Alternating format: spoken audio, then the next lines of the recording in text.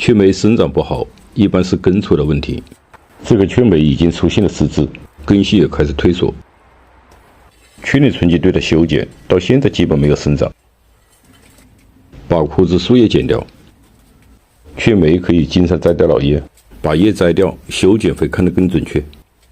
也可以减小放盆后恢复中的消耗，而且新发出来的叶会变得更小。看看这个雀梅到底出了什么问题？洗根是为了调整修剪看得更清楚，洗掉板结的土。洗根一般不能洗去病虫害，除掉病虫害要用药物。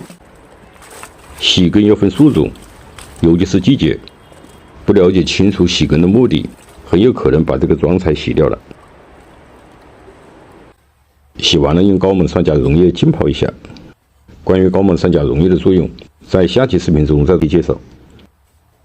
在上盆之前，重点是搞清烂根的原因。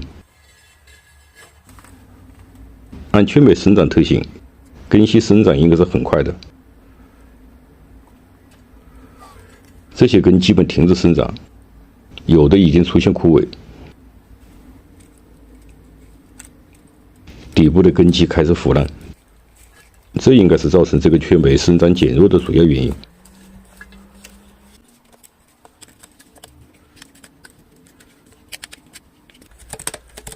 把腐烂的部分清理干净，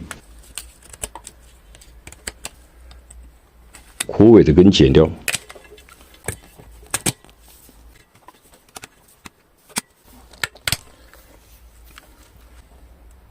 剪到新的皮层，把结口修平整，还会长出新的根系。像这种腐烂，大多因栽种的时候底部留有空隙产生的霉菌。干枯的部分用石榴合剂涂刷，进行杀菌消毒，才能彻底根除。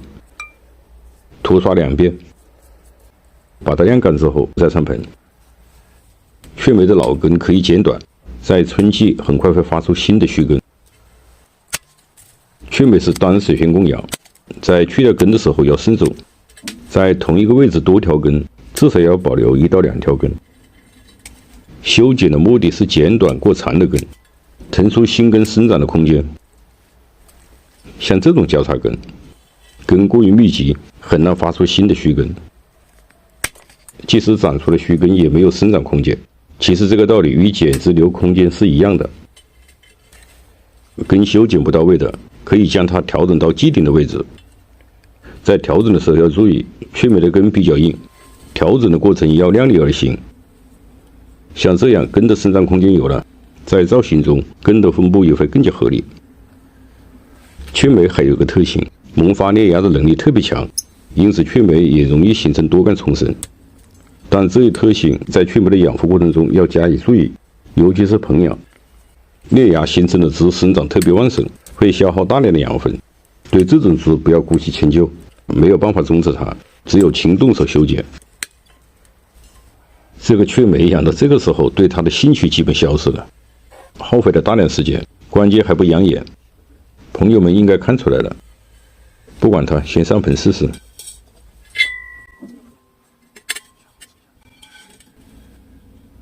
想找一个最佳的角度，但始终遮挡不住它的毛病。这个直立的主干与这个斜干有点格格不入，这里太空了。用一块遮羞布挡一下。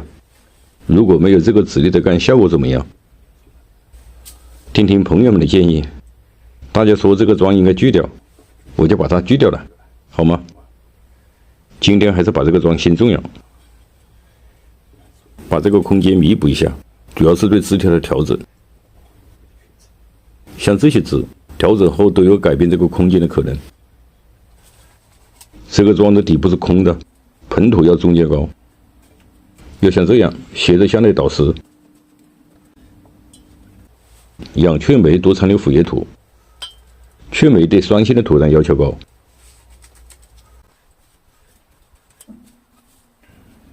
调整这些枝，主要是让它们朝中间生长，把这个枝掉了下来。主要是这个枝与飘枝能形成上下呼应，使整个空间充实有度。但要注意调整的角度不要与总体的竖势相悖。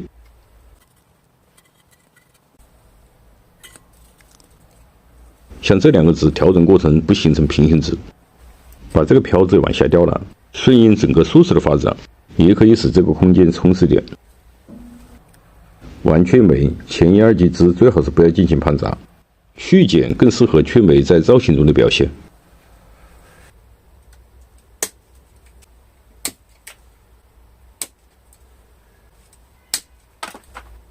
减去的字都是自己的心血，不减又违背了造型的初衷，听起来似乎有点矛盾。事实上，盆景就是在这种矛盾中逐渐形成的。关键还是看什么心态。把自己的心血看得太重，这个妆材肯定是难成型。修剪是复数，树桩对你是有回报的。像这个纸连接了2刀，目的是让它飞缩，但剪到最后不难看出枝与干的比例失调，这个过渡基本消失了。剪掉重来，效果会更加好。